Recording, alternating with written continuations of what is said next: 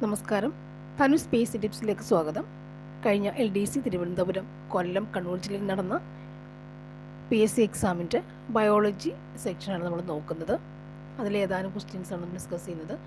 Details ആയിട്ട് നോക്കുന്നുണ്ട്. അതുപോലെ തന്നെ അതിൻ്റെ എക്സ്പ്ലനേഷൻസ്, അനുബന്ധ കാര്യങ്ങൾ നമുക്ക് ചർച്ച ചെയ്യാം. അപ്പോൾ ഇതിന് മുൻപുള്ള പ്രീവിയസ് ക്വസ്റ്റ്യൻസ് നമ്മൾ എടുത്ത് പരിശോധിക്കുമ്പോഴും അവിടെ നിന്നുള്ളൊരു ഹിൻറ്റ് നമുക്ക് കിട്ടുന്നുണ്ട്. എവിടെ നിന്നാണ് ക്വസ്റ്റ്യൻസ് ഒന്ന് നമുക്ക് അറിയാൻ സാധിക്കാം. അപ്പോൾ നോക്കാം, ക്വസ്റ്റ്യൻസിലേക്ക് നോക്കാം. ഫസ്റ്റ് വൺ, താഴെ പറയുന്നവയിൽ മനുഷ്യ ദഹന വ്യവസ്ഥയുടെ പ്രവർത്തനം അല്ലാത്തത് ഏതാണ്?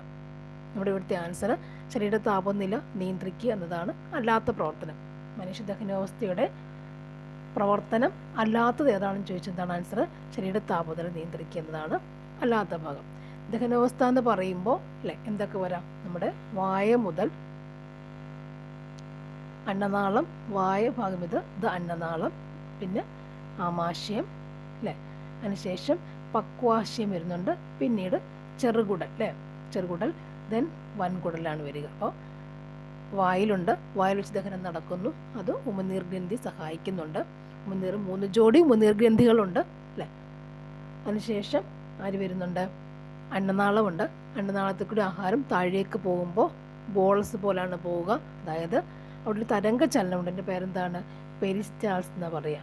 പെരിസ്റ്റാൾസിസ് എന്നാണ് പറയുന്നത്. പെരിസ്റ്റാൾസിസ് എന്ന് പറയുന്നുണ്ട്.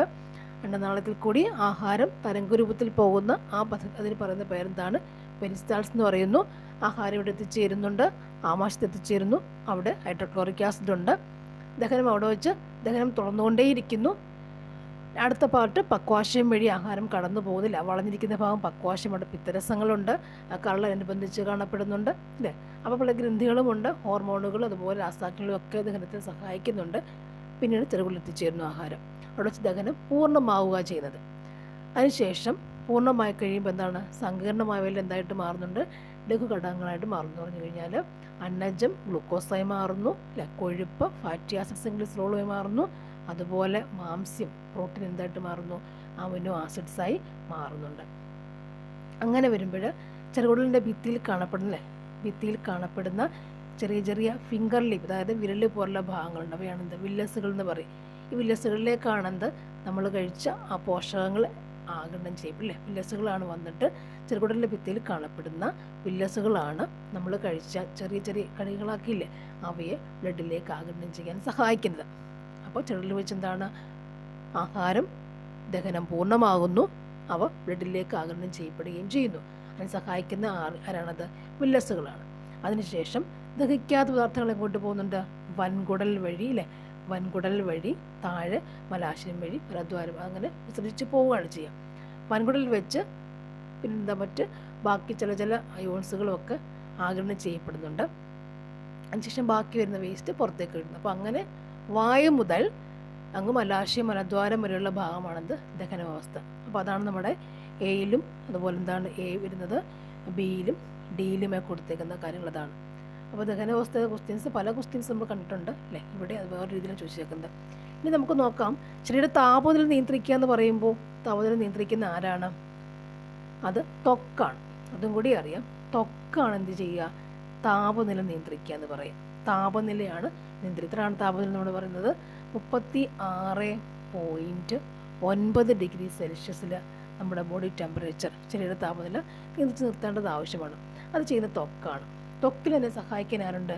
സെബേഷ്യസ് ഗ്രന്ഥികളുണ്ട്. അതായത് സെബേഷ്യസ് ഗ്രന്ഥി ഇതുണ്ട് അല്ലേ, സെബേഷ്യസ് ഗ്രന്ഥിയുണ്ട്. ഈ സെബേഷ്യസ് ഗ്രന്ഥി ഉൽപ്പാദിപ്പിക്കുന്ന ഒരു പദാർത്ഥമുണ്ടെന്നാണ് സീബം എന്ന് പറയുക. സീബം കൊഴുപ്പ് പോലുള്ളവയാണ് സീബം. അപ്പോൾ ത്വക്കിലേക്ക് പുറപ്പെടുവിക്കുക എന്താണ്? സീബം പുറപ്പെടുവിക്കുന്നത് ആര്? സെബേഷ്യസ് ഗ്രന്ഥി പുറപ്പെടുവിക്കുന്നത് അല്ലേ. ഈ സീബമാണ് എന്ത് ചെയ്യുക? നമ്മുടെ ശരീരത്തിന് ത്വക്കിനെ എണ്ണമയമുള്ളതാക്കിയിട്ട് ത്വക്ക് വരണ്ട് പോകാതെ സൂക്ഷിക്കുന്ന ആരാണ്? സീബമാണ് അല്ലേ. അപ്പോൾ ടെമ്പറേച്ചർ താപനില നിയന്ത്രിക്കുന്ന ആരാണ്? ത്വക്കാണ് ചെയ്യുക അല്ലേ. അവിടെ ആര് പ്രാധാന്യം വരുന്നത്? സീബം വരുന്നുണ്ട് അല്ലേ. ഇവരാരാണ്? സീബം എന്താണെന്ന് ചോദിച്ചാൽ നമുക്ക് എന്ത് പറയാൻ പറ്റും? ത്വക്കിനെ എണ്ണമയമുള്ളതാക്കി വരണ്ട് പോകാതെ തടയുന്നത് സീബമാണ്. ഓക്കെ ഇല്ലേ. നെക്സ്റ്റ് ക്വസ്റ്റ്യൻ നോക്കാം. താഴെ പറയുന്നവയിൽ കാൽസ്യത്തിൻ്റെ അഭാവം മൂലം ഉണ്ടാകുന്ന രോഗം ഏതാണ്? ആൻസർ എന്താണ്? ഓസ്റ്റിയോപോറോസിസ് ആണ് അല്ലേ. ഓസ്റ്റിയോപൊറോസിസ്. കാൽസ്യം എന്ന് പറയുമ്പോൾ നമുക്ക് എന്തിനു വേണം? അസ്ഥികൾക്ക് ആവശ്യമുള്ളതാണ് എന്ത്? കാൽസ്യം ഇല്ലേ? അസ്ഥികളെക്കുറിച്ച് പഠിക്കുന്നതിന് എന്താണ്? ഓസ്റ്റിയോളജി എന്നൊക്കെ പറയും. ഓസ്റ്റിയോസൈറ്റ് അസ്ഥി സെൽസ് ആണ്, അസ്ഥിയുടെ കോശങ്ങൾ ഓസ്റ്റിയോസൈറ്റ്സ് ആണ്. ഓസ്റ്റിയോളജി അസ്ഥികളെക്കുറിച്ച് പഠിക്കുന്നതാണ് അല്ലേ? ഓസ്റ്റിയോപോറോസിസ് എന്ന് പറയുന്നത് എന്താണ്? അസ്ഥി അവിടെ കാൽസ്യം ഇല്ലാതാകുമ്പോഴേ അവിടെ ദ്രവിച്ച് തുടങ്ങുന്നതാണെന്ത്? ഓസ്റ്റിയോപോറോസിസ് എന്ന് പറയുന്ന സംഭവം. ഇനി ഇവിടെ നമുക്ക് നോക്കാം ബാക്കി ഓപ്ഷൻസിൽ. ബെറിബെറി ഉണ്ട്, പെല്ലാഗ്രി ഉണ്ട് അല്ലേ? ഈ ബെറിബെറിയും പെല്ലാഗ്രിയൊക്കെ എന്താണ്? വൈറ്റമിൻ ബിയുടെ ഡെഫിഷ്യൻസിയാണ് അല്ലേ? B ഡെഫിഷ്യൻസിയാണ് beriberi. B1 ആണ് ബെറിബെറി എന്ന് പറഞ്ഞല്ലേ. അതിൽ തയാമിൻ എന്ന് പറഞ്ഞൊരു ഘടകമുണ്ട്. തയാമിൻ എന്ന് പറയുമ്പോൾ തയാമിൻ്റെ അഭാവത്തിലുണ്ടാകുന്ന അസുഖമാണെന്ത്? ബെറിബെറി എന്ന് പറയുക. തയാമിൻ എവിടെ അടങ്ങിയിട്ടുണ്ട്? നമ്മൾ കഴിക്കുന്ന തവിടില്ലേ, അത് ചോറ്, റൈസിൻ്റെ, അരിയുടെ പുറത്ത് ചുമന്ന സാധനമൊക്കെ അത് തവിടല്ലേ. അപ്പോൾ നമ്മൾ പോളിഷ്ഡ് അല്ല കഴിക്കില്ല, അൺപോളിഷ്ഡ് റൈസ് കഴിക്കുമ്പോഴാണ് അങ്ങനെ. അപ്പോൾ പോളിഷ്ഡ് റൈസിൽ കഴിക്കുമ്പോഴാണ് സംഭവിക്കുന്നത് തൈമിൽ കിട്ടാതെ വരും നമുക്കല്ലേ. അങ്ങനെ മറ്റ് കടൽ അതുപോലെ സോയാബീൻസിലൊക്കെ തയാമിൻ ഉണ്ടെന്നാണ് പറയുന്നത്. അപ്പോൾ നോക്കാം. B1 എന്ന് പറയുന്നത് എന്താണ്? തയാമിൻ അടങ്ങിയ ഭക്ഷണം കഴിക്കുക. അപ്പോൾ നോക്കാം, B1ൻ്റെ അഭാവത്തിൽ, തയാമിൻ്റെ അഭാവത്തുണ്ടെന്ന അസുഖമാണെന്ത്? ബെറിബെറി. ഓക്കെ, അത്രയും അറിഞ്ഞിരിക്കുക. നെക്സ്റ്റ് പെല്ലാഗ്ര എന്ന് പറയുമ്പോൾ എന്താണ്? അതും എന്താണ്? B3യുടെ അഭാവത്തിലുണ്ടാകുന്നവയാണെന്ത്? പെല്ലാഗ്ര. ആൻറ്റി പെല്ലാഗ്രയാണെന്ത്? B3 എന്ന് പറയാം. അപ്പോൾ നെക്സ്റ്റ് വേറൊരെണ്ണം എന്താണ് പറയുന്നത്? B sections. അപ്പോൾ ഒരുപാട് അസുഖങ്ങൾ വരുന്നുണ്ട്. B1, ബെറിബെറി, B3, പെല്ലാഗ്ര എന്ന അസുഖമല്ലേ? പെല്ലാഗ്ര എന്ന അസുഖം വരുന്നുണ്ട്. ദെൻ ഈ B3യുടെ മറ്റൊരു പേരെന്താണ്? നിയാസിൻ എന്ന് പറയും. നിയാസിൻ അല്ലെങ്കിൽ നിക്കോട്ടിനിക് ആസിഡ്. നിയാസിൻ അല്ലെങ്കിൽ നിക്കോട്ടിനിക് ആസിഡ് എന്നും പറയും. നിയാസിൻ അല്ലെങ്കിൽ നിക്കോട്ടിനിക് ആസിഡ് എന്നും പറയും. അതുപോലെ വേറൊന്നാണ് B2 റൈബോഫ്ലവിൻ. നമുക്കറിയാം അല്ലേ? B2 റൈബോഫ്ലവിൻ ഉണ്ട്. ഇനി പോട്ടെ, ചെറുകുടലിൻ്റെ ഭാഗം എടുക്കുമ്പോൾ ചെറുകുടലിൽ നിർമ്മിക്കപ്പെടുന്ന ജീവകങ്ങളുണ്ട്. ഏതൊക്കെയാണ്? ചെറുകുടലിൽ നിർമ്മിക്കപ്പെടുന്ന ജീവകങ്ങൾ ഏതൊക്കെയാണ്? ഒന്ന് B7, പിന്നെന്താണ്? B7 എന്ന് പറയും. മറ്റൊന്ന് B5 ഉണ്ട്. അതുപോലെ വൈറ്റമിൻ കെയും ഉണ്ട്. B7 എന്ന് പറഞ്ഞാൽ എന്താണ്? ബയോട്ടിനാണ്. B7 ബയോട്ടിനാണ്. അതുപോലെ B5 എന്താണ്? പാൻറ്റോത്തനിക് ആസിഡാണ്. B5 പാൻറ്റോത്തനിക് ആസിഡാണ്. കെ അറിയാം, വൈറ്റമിൻ കെ അറിയാമല്ലോ അല്ലേ? ഫിലോക്കിനിൻ എന്ന് പറയുന്ന വൈറ്റമിൻ കെ അറിയാവുന്ന കാര്യം. ഇത് മൂന്നും എന്താണ്? നമ്മുടെ ചെറുകുടലിൽ ബാക്ടീരിയയുടെ സഹായത്തോടു കൂടി തന്നെ നിർമ്മിക്കപ്പെടുന്ന ജീവകങ്ങളാണ്. ഓക്കെ അല്ലേ? നെക്സ്റ്റ് വരുന്നത് ഓപ്ഷൻ നമുക്ക് നോക്കാം. മുതിർന്ന വ്യക്തികളിൽ സൊമാറ്റോട്രോപ്പിൻ്റെ അമിത ഉൽപ്പാദനം മൂലം ഉണ്ടാകുന്ന അവസ്ഥ എന്താണ്? അപ്പോൾ നോക്കാം, സൊമാറ്റോട്രോപ്പി എന്ന് പറഞ്ഞാൽ എന്താണ്? പീയൂഷഗ്രന്ഥി ഉൽപ്പാദിപ്പിക്കുന്ന പീയൂഷഗ്രന്ഥി അറിയാലോ? പീയൂഷഗ്രന്ഥി ഉൽപ്പാദിപ്പിക്കുന്ന ഒരു വളർച്ചാ ഹോർമോണാണെന്ത്? സൊമാറ്റോട്രോപ്പിൻ. വളർച്ചാ ഹോർമോണാണ് സൊമാറ്റോട്രോപ്പിൻ എന്ന് പറയാം. ഇവിടെ നോക്കുക ഇനി, അതായത് ശൈശവഘട്ടത്തിൽ ഈ സൊമാറ്റോട്രോപ്പിൻ്റെ ഉൽപ്പാദനം അമിതമായാൽ ഉണ്ടാകുന്ന അവസ്ഥ എന്താണ്? ഭീമാകാരത്വം എന്ന് പറയും. ഭീമാകാരത്വം. ചെറുപ്പത്തിൽ, കുഞ്ഞുനാളിൽ, ശൈശവകാലത്ത് സൊമാറ്റോട്രോപ്പിൻ്റെ ഉൽപ്പാദനം കൂടുതലാകുമ്പോൾ വലിയ ഭീമമായിട്ട് വരുന്നത് അതാണെന്ത്? ഭീമാകാരത്വം എന്ന് പറയും. എന്നാൽ മുതിർന്നു കഴിയുമ്പോൾ, പ്രായപൂർത്തി കഴിയുന്നതിന് ശേഷം വളർച്ചാ ഹോർമോണിൻ്റെ ഉൽപ്പാദനം കൂടുതലാവുകയാണെങ്കിൽ, എന്ന് വെച്ചാൽ സൊമാറ്റോട്രോപ്പിൻ്റെ ഉൽപ്പാദനം കൂടുതലായാൽ ഉണ്ടാകുന്ന അസുഖമാണെന്ത്? അക്രോമഗാലി എന്ന് പറഞ്ഞാൽ. അത് മുതിർന്ന വ്യക്തികൾ കാണപ്പെടുന്നതാണെന്ത്? അക്രോമഗാലി. അപ്പം ചെറുതാണെങ്കിലോ വളരും അല്ലേ? ചെറുതാണെങ്കിൽ ഭീമമായുള്ള മല പോലെ തോന്നും, അത് ഭീമാകാരത്വമാണ്. വലുതാണെങ്കിൽ അക്രോമഗാലി എന്നാണ് പറയുക അല്ലേ? ഇവിടെ ഓപ്ഷൻസിലുണ്ട് ക്രെറ്റിനിസം ഉണ്ട്, മിക്സഡീം ഉണ്ട്. ക്രെറ്റിനിസം എന്ന് പറഞ്ഞാൽ എന്താണ്? അത് രണ്ടും എന്താണ്? തൈറോക്സിൻ്റെ അഭാവം മൂലം ഉണ്ടാകുന്ന രോഗമാണെന്ത്? ക്രെറ്റിനിസവും മിക്സഡീമയും അല്ലേ? തൈറോക്സിൻ എന്ന് പറഞ്ഞാൽ ആരാണ്? തൈറോക്സിൻ എന്ന് പറയുമ്പോൾ തൈറോയിഡ് ഗ്രന്ഥി അല്ലേ? തൈറോയിഡ് ഗ്രന്ഥി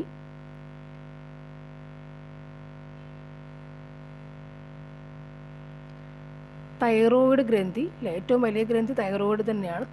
കരൾ കഴിഞ്ഞാൽ രണ്ടാമത്തല്ലേ? തൈറോയിഡ് ഗ്രന്ഥിയിൽ നിന്നും ഉൽപ്പാദിപ്പിക്കുന്ന ഹോർമോണാണെന്ത്? തൈറോക്സിൻ. ഈ തൈറോക്സിൻ്റെ അഭാവത്തുണ്ടാകുന്ന രണ്ട് അസുഖമാണെന്ത്? ക്രെറ്റിനിസവും മിക്സഡീമയും. അപ്പോൾ നോക്കുക, കുട്ടികളിലാണ് തൈറോക്സിൻ്റെ കുറവുണ്ടാകുന്നതെങ്കിൽ അല്ലേ, അത് ശാരീരികമായിട്ടും മാനസികമായിട്ടും ലൈംഗികമായിട്ടും ഒക്കെ വളർച്ച മുരടിച്ചു പോകും. ആ അവസ്ഥയാണെന്ത്? ക്രെറ്റിനിസം. കുട്ടികളിലാണെങ്കിൽ ക്രെറ്റിനിസം എന്ന് പറയുന്നുണ്ട്, മുതിർന്നവരിലാണെങ്കിൽ എന്ന് പറയുന്നുണ്ട്, അത് മിക്സഡീമിയ എന്ന് പറയുന്നു. അപ്പോൾ തൈറോക്സിൻ്റെ അഭാവത്തിൻ്റെ അസുഖമാണെന്ത് ക്രെറ്റിനിസവും അതുപോലെ തന്നെ മിക്സ്ഡിമി എന്നും പറയുന്നത്. ഓക്കെ അല്ലേ? നെക്സ്റ്റ് വൺ, ഉമിനീരിൽ അടങ്ങിയിരിക്കുന്ന ഏത് രാസാഗ്നിയാണ് ഭക്ഷണത്തിലുള്ള സൂക്ഷ്മ രോഗാണുക്കൾ നശിപ്പിക്കുന്നത്? ഉമിനീരിൽ അടങ്ങിയിരിക്കുന്ന ഏത് രാസാഗ്നിയാണ് ഭക്ഷണത്തിലുള്ള സൂക്ഷ്മ രോഗാണുക്കളെ നശിപ്പിക്കുക എന്നാണ് ചോദിച്ചിരിക്കുന്നത്. അപ്പോൾ നമ്മുടെ ആൻസർ ലൈസോസൈം ആണ്. ആൻസർ ലൈസോസൈം എന്ന് പറയുമ്പോൾ അതെന്താണ്? എൻസൈം ആണെന്ത് അല്ലേ? അതായത് രാസാഗ്നി എൻസൈമാണ് ലൈസോസൈം എന്ന് പറയുന്ന എൻസൈമാണ്. അതിൻ്റെ പ്രവർത്തനം സൂക്ഷ്മജീവികൾ, അതായത് രോഗാണുക്കൾ, അതായത് നമ്മുടെ ഫുഡിലേക്ക് കയറുന്ന ബാക്ടീരിയകൾ നശിപ്പിക്കുന്ന ആരാണ്? ഈ ലൈസോസൈമാണ്. ഓക്കെ, ലൈസോസൈം അതെവിടെ കാണുന്നു? സലൈവയിലാണ് കാണുക, ഉമിനീരിൽ കാണപ്പെടുന്നു. ഉമിനീരിൽ അടങ്ങിയിരിക്കുന്ന രാസാഗ്നിയാണെന്ത്? ലൈസോസൈം കേട്ടോ. ലൈസോസൈം ഉണ്ട്, എന്നാൽ ലൈസോസോം വേറെ ഉണ്ട്. ഓക്കെ, അത് മാറ്റി. ലൈസോസൈം ഇതാണ് കേട്ടോ. ഇനിയും കണ്ണുനീരിൽ അടങ്ങിയിരിക്കുക എന്താണ്? ലൈസോസൈം തന്നെയാണ്, ബാക്ടീരിയ നശിപ്പിക്കുന്ന ലൈസോസൈം. ഓക്കെ, ഇവിടെ നമ്മുടെ ആൻസർ ലൈസോസൈം അല്ലേ? ഇങ്ങോട്ട് നോക്കുക, സലൈവറി അമൈലേസ് ഇത് കൂടെ കൊടുത്തിട്ടുണ്ട് അല്ലേ? അപ്പോൾ ഉമിനീരിലുള്ള ഒരു ഏതാണ്? ഉമിനീരിൽ അടങ്ങിയിരിക്കുന്ന, സലൈവയിൽ അടങ്ങിയിരിക്കുന്ന ഒരു എൻസൈം തന്നെയാണെന്ത്? സലൈവറി അമൈലേസ്, അല്ലെങ്കിൽ മറ്റൊരു പേരെന്താണ്? ടയലിൻ എന്ന് പറയും. അറിയാമായിരിക്കും അല്ലേ? ടൈലിൻ എന്നാണ് പറയുക. സലൈവറി അമൈലേസ് അല്ലെങ്കിൽ ടൈലിൻ എന്ന് പറയും. അതിൻ്റെ പ്രവർത്തനം എന്താണ്? അത് നമ്മുടെ കഴിക്കുന്ന അന്നജത്തിൽ പ്രവർത്തിച്ചിട്ട് അതിനെന്താക്കും? മാൾട്ടോസ് ആക്കി മാറ്റും. നേരത്തെ ഞാൻ പറഞ്ഞിട്ടുണ്ട്. അപ്പോൾ നമ്മൾ ഫുഡ് കഴിക്കുമ്പോൾ ചോച്ചരച്ച് കഴിക്കുവാണെങ്കിൽ എന്താണ് അവിടെ? മധുരം തോന്നിക്കുന്നു അല്ലേ? അപ്പോൾ അന്നജം എന്ന് പറഞ്ഞ സാധനം, സ്റ്റാർച്ച് എന്ന് പറഞ്ഞ സാധനം എന്തായിട്ട് മാറുന്നത്? മാൾട്ടോസായി മാറുന്ന പ്രവർത്തനമാണ്. അപ്പം സലൈവറി അമൈലേസ് ഇവിടെ തന്നെ കാണുന്നതാണ്, നമ്മുടെ ഉമിനീരിൽ സലൈവയെ കാണുന്നതാണ്, രാസാഗ്നിയാണ് അല്ലേ? അപ്പോൾ നോക്കുക.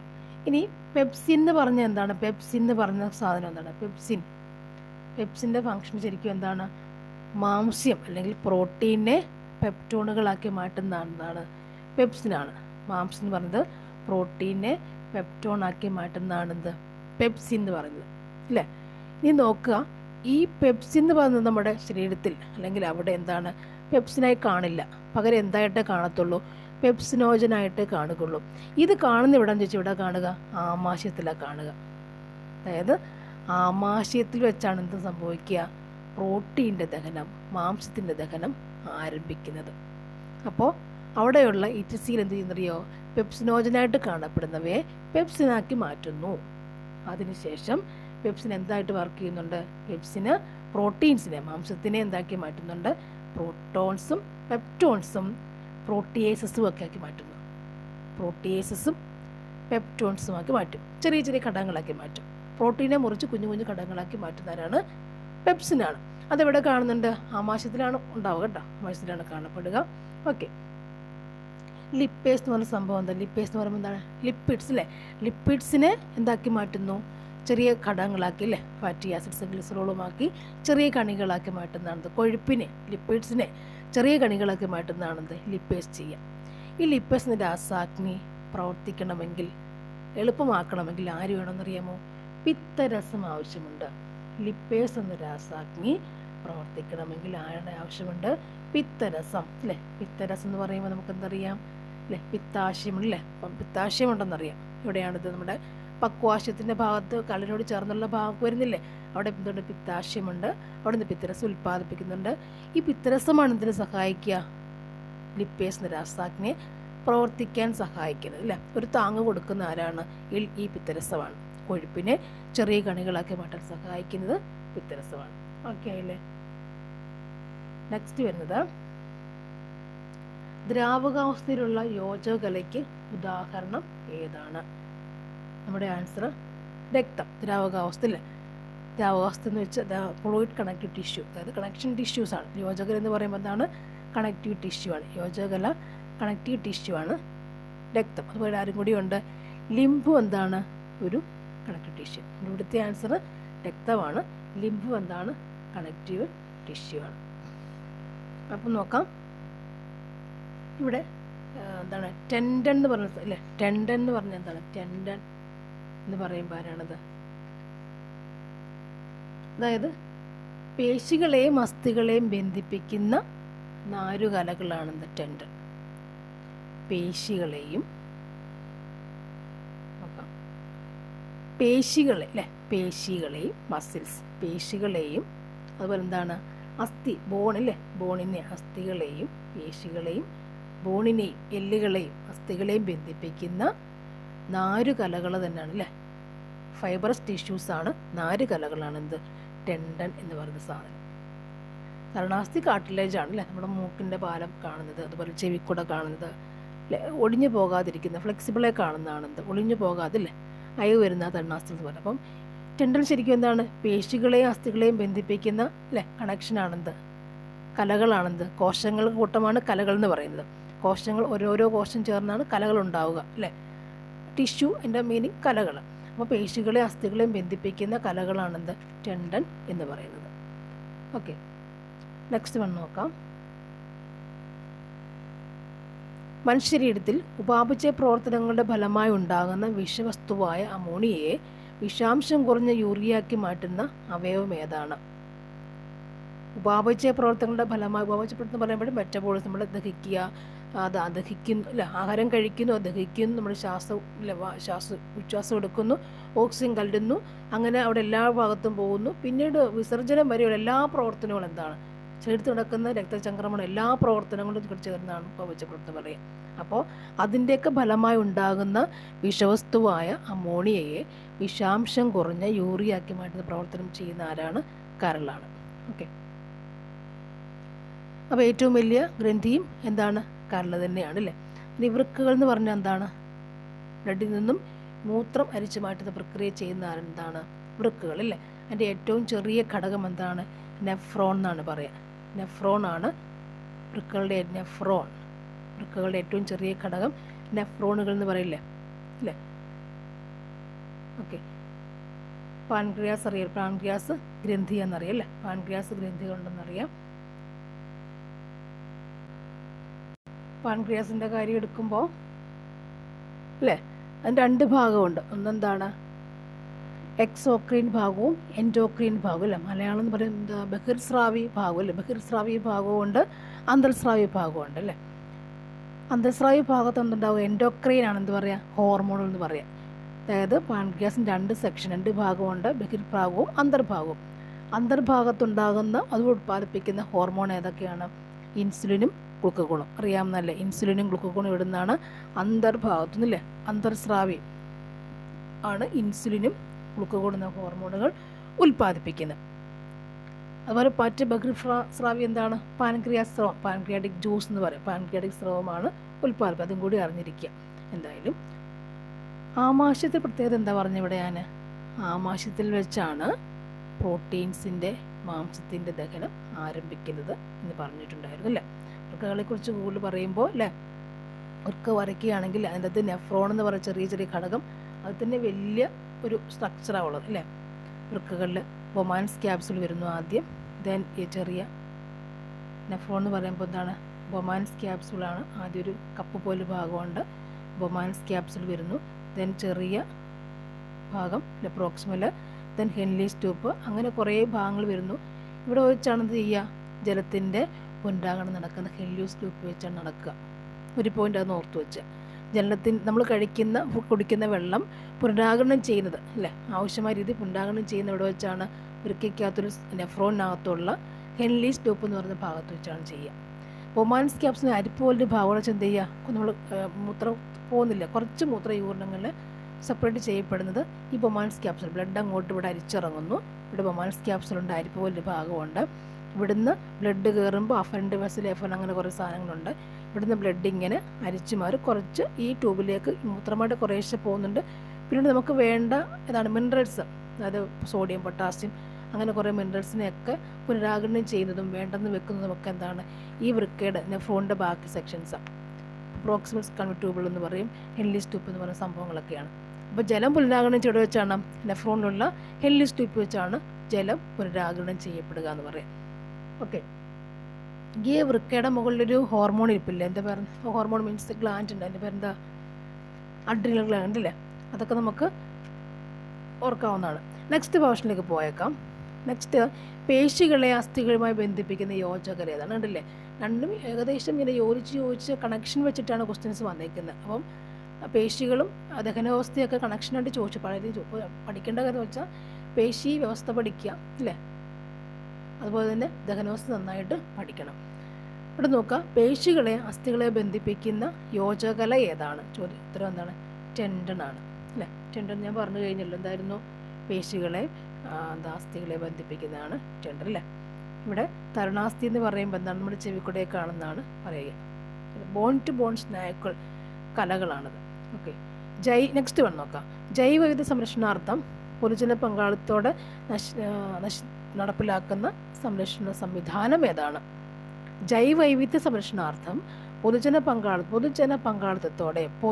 പങ്കാളിത്തത്തോടെ നടപ്പിലാക്കുന്ന സംരക്ഷണ സംവിധാനമാണെന്ന് കമ്മ്യൂണിറ്റി റിസർവുകൾ എന്ന് പറയും. നമ്മൾ സ്വയം വെച്ച് പിടിപ്പിക്കുന്നവയാണ് അല്ലേ. വെച്ച് പിടിപ്പിച്ചിട്ട് നമ്മളത് വീണ്ടും അതിന് ചെടികൾ ആദ്യം വെക്കുന്നു, പിന്നെ അനുബന്ധമായ കുറച്ച് കാടുണ്ട് സ്വയം ഉണ്ടായിക്കോളും. അതാണെന്ത്?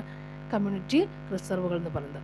നാഷണൽ പാർക്കിൽ നമ്മൾ എന്താ പറയുക, നമ്മളത് അവിടെ ഉണ്ടായിരിക്കുന്ന സാധനങ്ങൾ നമ്മൾ സംരക്ഷിക്കപ്പെടുകയാണ് ചെയ്യുക. വന്യജീവി സംഘം എന്ന് പറയുമ്പോൾ നട്ടുപിടിപ്പിക്കുന്നതല്ലല്ലോ, അതും ഇവിടെ ഉണ്ടാവുന്നതാണ്. കാവുകൾ പണ്ട് മുതലേ കാണുന്നതാണ് അല്ലേ, ചെറിയ ചെറിയ കാവുകൾ എന്ന് പറയുന്നത്. അതും എക്കോസിസ്റ്റം അല്ലെങ്കിൽ എന്താ പറയുക, എക്കോസിസ്റ്റം നിലനിർത്താൻ വേണ്ടി ഉണ്ടാക്കുന്ന ചെറിയ ചെറിയ സംഭവങ്ങളാണിത് കാവുകൾ എന്ന് പറയുന്നത്. നെക്സ്റ്റ് വൺ, ഏതുതരം കൊഴുപ്പിനെയാണ് ആരോഗ്യകരമായ കൊഴുപ്പായി കണക്കാക്കുന്നത് അല്ലേ. ഇവിടെ ലിപ്പിഡ്സിനെ പറ്റി വരുന്നുണ്ട്. ഏതുതരം കൊഴുപ്പിനെയാണ് ആരോഗ്യകരമായ കൊഴുപ്പായി കണക്കാക്കുക? കൊഴുപ്പെന്ന് പറയുമ്പോൾ ലിപ്പിഡ്സ് എന്താ പറയുക, ഫാറ്റി ആസിഡ്സ് എന്ന് പറയുമ്പോൾ സാച്ചുറേറ്റഡ് ഫാറ്റി ആസിഡ്സ് കൊണ്ട് അൺസാച്ചുറേറ്റഡ് കെമിസ്ട്രിയുടെ കൂടുതലായിട്ട് വരുന്നുണ്ടത്. ഇവിടെ നമുക്ക് പൂരിത കൊഴുപ്പ്, അപൂരിത കൊഴുപ്പ്, ട്രാൻസ് കൊഴുപ്പ് എല്ലാം എന്നുണ്ട് അല്ലേ. ഇവിടുത്തെ ആൻസർ നമുക്ക് എന്താ? അപൂരിത കൊഴുപ്പാണ് ആരോഗ്യകരമായ കൊഴുപ്പായി നമ്മൾ കണക്കാക്കുക അല്ലേ. എണ്ണ വാങ്ങിക്കുമ്പോൾ നമ്മൾ അങ്ങനെ നോക്കി വാങ്ങിക്കണം. അപ്പം അപൂരിത കൊഴുപ്പാണെന്ത്? ആരോഗ്യകരമായ കൊഴുപ്പെന്ന് പറയുക. ജനിതക എഡിറ്റിംഗ് സാങ്കേതികമായ CRISPR Cas9 ഏത് മേഖലയിലാണ് വലിയ പ്രതീക്ഷ നൽകുന്നത്? CRISPR എന്ന് പറയുമ്പോൾ ക്യാൻസർ ചികിത്സയാണ്. Cas9 ഓർത്ത് വെക്കുക. ഓക്കെ, നെക്സ്റ്റ് വരുന്നത് മനുഷ്യരുടെ ഏറ്റവും വലിയ ധമനി ഏതാണ്? മനുഷ്യരുടെ ഏറ്റവും വലിയ ധമനി ഏതാണ്? ധമനി എന്ന് പറയുമ്പോൾ അല്ലേ, ധമനി എന്ന് പറയുമ്പോൾ ഇവിടുത്തെ ആൻസർ നമുക്ക് എന്താണ്? അയോർട്ടയാണ് ഏറ്റവും വലിയ ധമനി. അയോർട്ടയാണ് ഏറ്റവും വലിയ ധമനി എന്ന് പറയുന്നത്. ഹൃദയത്തിൽ അല്ലേ, ഹൃദയത്തിൽ നിന്നുള്ള രക്തം വഹിക്കുന്നവയാണെന്ന് അയോർട്ട പ്രത്യേകിച്ച് നമുക്കറിയാം. എന്താ മലയാളം പേര്? മഹാധമനി എന്ന് പറയും. അതായത് ഇടത് വെൻട്രിക്കിളിൽ നിന്നും ശുദ്ധരക്തം വിവിധ ഭാഗങ്ങളിലേക്ക് കൊണ്ടുപോകുന്ന ആരാണ്? ഈ മഹാധമനി അല്ലെങ്കിൽ അയോർട്ടയാണ് അല്ലേ. ഹൃദയം എടുത്ത് വരയ്ക്കുകയാണെങ്കിൽ നമുക്ക് എന്തൊക്കെ കാണാൻ കഴിയും അല്ലേ. മുകളിൽ 2 ഓർക്കിളുണ്ട്, താഴെ വെൻട്രിക്കിൾ എന്ന് പറഞ്ഞ ഭാഗമുണ്ട് അല്ലേ. അപ്പോൾ ഇടത് വെൻട്രിക്കിളിൽ നിന്നും, ഇപ്പോൾ ഇത് റൈറ്റ് സൈഡ് ആണെങ്കിൽ റൈറ്റ് ഭാഗം, ഇത് ലെഫ്റ്റ് അല്ലേ, ഇത് ഓർക്കിൾസ് ആണ്, ഇത് ഓർക്കിൾസ്, ഇത് വെൻട്രിക്കിൾസ് ആണ്. അപ്പം ഇടത് വെൻട്രിക്കിളിൽ നിന്നും ശുദ്ധരക്തം ഇവിടെ നിന്നും ശുദ്ധരക്തം ശരീരത്തിൻ്റെ പല ഭാഗങ്ങളിലേക്ക് കൊണ്ടുപോകുന്ന എന്താണ്? മഹാധമനി അല്ലെങ്കിൽ അയോർട്ടയാണ് അല്ലേ. എന്നാൽ ഇനി ഈ വലത് വെൻട്രിക്കിളിൽ നിന്ന് എന്താണ്? വേറൊരു ധമനി പോകുന്നുണ്ട്. അവിടെ എന്താണ്? അശുദ്ധരക്തമാണ് കൊണ്ടുപോവുക. ആരാത്? ശ്വാസകോശ ധമനിയാണ്. അപ്പോൾ വലത് വെൻട്രിക്കിളിൽ നിന്നും അശുദ്ധരക്തം ശ്വാസകോശത്തിലേക്ക് കൊണ്ടുപോകുന്ന ആരാണ്? ശ്വാസകോശ ധമനി. എന്തിനാ അങ്ങോട്ട് കൊണ്ടുപോവുക? അശുദ്ധരക്തമല്ലേ കൊണ്ടുപോവുക. അതായത് അതിനെ ഓക്സിജൻ കലർത്തി ശുദ്ധീകരിക്കില്ലേ, അവിടെ നിന്ന് പുറത്തേക്ക് കളയണം. അതാണ് അവൻ്റെ ഇവിടുത്തെ ഫംഗ്ഷൻ എന്ന് പറയുമ്പോൾ ഇടത് വെൻട്രിക്കിളിൽ നിന്നും ശുദ്ധരക്തം വിവിധ ഭാഗങ്ങളിലേക്ക് കൊണ്ടുപോകുന്ന ആരാണ്? ഇവിടെ നമ്മുടെ അയോർട്ടയാണ് അല്ലേ. ഇവിടെ എന്താ പറയുക, വേറെ കൊടുത്തിട്ടുള്ളത് വീനക്കാവ അല്ലേ. വീനക്കാവ എന്നൊക്കെ പറയുന്നതാണ് സുപ്പീരിയർ വീനക്കാവ, ഇൻഫീരിയർ വീനക്കാവ ഉണ്ട്. അതായത് വലത് ഓർക്കിളിലേക്ക് അശുദ്ധരക്തം എത്തിക്കുന്ന എന്താണ്? സുപ്പീരിയർ വീനക്കാവയും ഇൻഫീരിയർ വീനക്കാവയും സിരകളാണത്. ധമനിയും സിരയും നമുക്കറിയാം. ധമനി എപ്പോഴും ശുദ്ധരക്തം കൊണ്ടുപോകുന്നവയാണ്, സിര എന്ന് പറയുമ്പോൾ അശുദ്ധരക്തം കൊണ്ടുപോകുന്നവയാണ്, അറിയാമല്ലോ. അപ്പോഴിവിടെ എന്താണ്? ഇൻഫീരിയർ വീനക്കാവ എന്താണെന്ന് പറഞ്ഞാൽ എന്താണ്? അതായത് വലത് ഓർക്കിളിൽ നിന്നും അശുദ്ധ രക്തം എത്തിച്ചു കൊടുക്കും. അതാണ് ചെയ്യുക. വലത് ഓർക്കിളിലേക്ക് അശുദ്ധ രക്തം എത്തിച്ചു കൊടുക്കുന്ന ആരാണ്? സുപ്പീരിയർ വീനക്കാവയും ഇൻഫീരിയർ വീനക്കാവയാണ്. പിന്നെ ഞാൻ പറഞ്ഞില്ലേ, ഈ വലത് വെൻട്രിക്കിളിൽ നിന്നും അശുദ്ധരക്തം ശ്വാസകോശത്തിലേക്ക് കൊണ്ടുപോകുന്ന ആരാണ്? ശ്വാസകോശ ധമനിയാണ്. ഇതെല്ലാം വളരെ കണക്ഷൻ ചെയ്തത് മൊത്തം സ്ട്രക്ചർ പഠിക്കും മനസ്സിലാകത്തുള്ളൂ നമുക്ക്. അപ്പം ഇവിടെ മുകളിൽ ഓറിക്കിൾസ് ഉണ്ട്, 2 ഓറിക്കിളുണ്ട്, താഴെ വെൻട്രിക്കിൾസും ഇല്ലേ. ഇതിനിടയ്ക്ക് വാൽവുകളുണ്ട് അല്ലേ, വാൽവുകളുണ്ട്. അതായത് ഓറിക്കിളും ഈ ലെഫ്റ്റ് സൈഡിൽ തന്നെ എടുക്കുക. ലെഫ്റ്റ് സൈഡിൽ ഓറിക്കിളും വെൻട്രിക്കിളും തമ്മിലുള്ള വാൽവുണ്ട്. അതൊരു ബൈക്കസ്പിഡ് വാൽവാണ്, 2 ദളമുള്ള വാൽവാണ്, ബൈക്കസ്പിഡ് വാൽവാണ്. റൈറ്റ് സൈഡാണ് നമുക്ക് എന്ത് പറയുന്നുണ്ട് ഇവിടെ, ട്രൈക്കസ്പിഡ് വാൽവാണ്. ലെഫ്റ്റ് സൈഡാണെങ്കിൽ ബൈക്കസ്പിഡ് വാൽവാണ്. അപ്പോൾ ഈ വാൽവ് വഴി എന്താണ്, ഓറിക്കിളിൽ നിന്ന് വെൻട്രിക്കിളിലേക്ക് ബ്ലഡ് പോവാറുണ്ട്. ഇവിടെ നിന്ന് ഇതുവഴി ഇങ്ങോട്ടും പോവാറുണ്ടല്ലേ, ഒരു ഭാഗത്തേക്ക് പോവാറുണ്ട്. അപ്പം വാൽവ് വഴിയാണ് അങ്ങോട്ടും ഇങ്ങോട്ടും ബ്ലഡ് പോവുകയും ചെയ്യുക. അപ്പോൾ നോക്കാം. അപ്പോൾ ധമനി എന്തായിരുന്നു, അയോർട്ട എന്നുള്ള എന്തായിരുന്നു പറഞ്ഞത്, ഇടത് വെൻട്രിക്കിളിൽ നിന്നും ശുദ്ധരക്തം വിവിധ ഭാഗങ്ങളിലേക്ക് അത് പോകുന്ന ആരാണ്, മഹാധമനി അല്ലേ. ഇവിടെ പറഞ്ഞേക്കുന്ന വീനക്കാവ എന്ന് പറഞ്ഞാൽ എന്താണ്, വലത് ഓറിക്കിളിൽ നിന്നും ഓറിക്കിളിലേക്ക് ശുദ്ധരക്തം അശുദ്ധരക്തം എത്തിക്കുന്നത്, വലത് ഓറിക്കിളിൽ അശുദ്ധരക്തം എത്തിക്കുന്ന ആരാണ്, സുപ്പീരിയർ വീനക്കാവയാണ്. ഓക്കെ, 2 വാൽവ് പറഞ്ഞ എന്തായാലും ഞാൻ, ഇടത് വെൻട്രിക്കിളിൻ്റെ അവിടെയുള്ള ഭാഗത്തുള്ള വാൽവ് എന്താണ്, ദ്വിദള വാൽവ്, ബൈക്കസ്പിഡ് വാൽവാണ്. റൈറ്റ് സൈഡ് അല്ലേ, വലത് ഓറിക്കിളിൻ്റെ വെൻട്രിക്കിളിൻ്റെ ഭാഗത്തുള്ള വാൽവ് ഏതാണ്, ട്രൈക്കസ്പിഡ് വാൽവ്, ട്രൈക്കസ്പിഡ് വാൽവ്. ഇനി എടുത്താൽ ഹൃദയത്തിൻ്റെ ഇടത് ഭാഗം എപ്പോഴും ശുദ്ധരക്തമായിരിക്കും, വലത് ഭാഗം അശുദ്ധരക്തവുമായിരിക്കും. ഹൃദയത്തിൻ്റെ ഇടത് ഭാഗം ശുദ്ധരക്തവും വലത് ഭാഗം എന്താണ്, അശുദ്ധരക്തവും. വലത് ഭാഗം ശുദ്ധരക്തവുമായിരിക്കും എന്ന് ഓർത്തിരിക്കുക അല്ലേ. എത്ര അറ ശരിക്കുമുണ്ട് ഹൃദയത്തിന്, 4 അറകളാണ് ഉള്ളത്. ഓറിക്കിളുകളും 2 ഓറിക്കിളും 2 വെൻട്രിക്കിളുമുണ്ട്. ഇനി നോക്കാം, ഹൃദയത്തെ ആവരണം ചെയ്തിരിക്കുന്ന ധമനി ഇല്ലേ, ആവരിച്ചിരിക്കുന്ന ഭാഗം എന്താണ്, അതൊക്കെ നമുക്കറിയാം. അതും ക്വസ്റ്റ്യൻസ് വരുന്നതല്ലേ.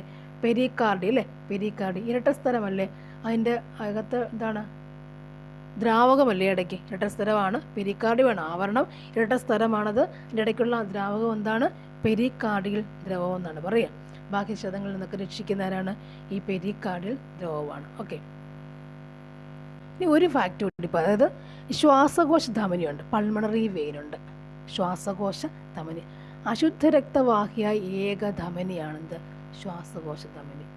അശുദ്ധ രക്തവാഹിയായ ഏക ധമനിയാണെന്ത്, ശ്വാസകോശ ധമനി അല്ലേ. അത് അവിടെ പോയി ശുദ്ധീകരിക്കണം എന്ന് ഓർത്താൽ മതി, അപ്പോൾ കിട്ടും. അപ്പം വലത് വെൻട്രിക്കിളിൽ നിന്നും അശുദ്ധ രക്തം ശ്വാസകോശത്തിലേക്ക് കൊണ്ടുപോകുന്ന ആരാണ്, ശ്വാസകോശ ധമനി.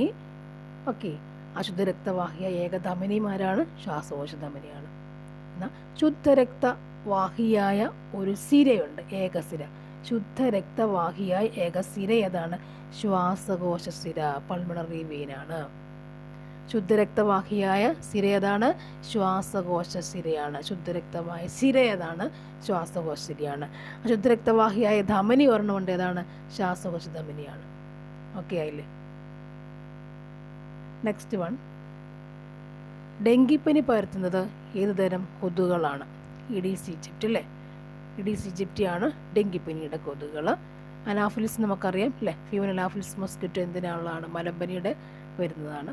ക്യുലസ് കൊതുകുകൾ, ഏഷ്യൻ ടൈഗർ കൊതുകുകൾ, ഓപ്ഷൻസ് അല്ലേ. നമ്മുടെ ആൻസർ ഡെങ്കിപ്പനിയുടെ എന്താണ്, ഇഡീസ് ഈജിപ്റ്റിയാണ്. ഇഡീസ് ഈജിപ്റ്റി എന്ന് ഓർത്തിരിക്കുക. കഴിഞ്ഞ 2-3 പ്രീവിയസ് ക്വസ്റ്റ്യൻസും ഇതിൻ്റെ ഭാഗമായിട്ടുണ്ടായിരുന്നു. Okay, thank you for watching. അടുത്ത സെക്ഷനിൽ ഞാൻ ബയോളജിയുടെ E24 ചോദിച്ച് ഏതാനും കുറേയധികം ക്വസ്റ്റ്യൻസ് ചേർത്ത് ഒരു 5-6 സ്ലൈഡിലോടും ചേർത്തിട്ട് ക്വസ്റ്റ്യൻസ് ഉണ്ടാക്കി ഡിസ്കസ് ചെയ്യാം നമുക്ക്. Okay, thank you for watching.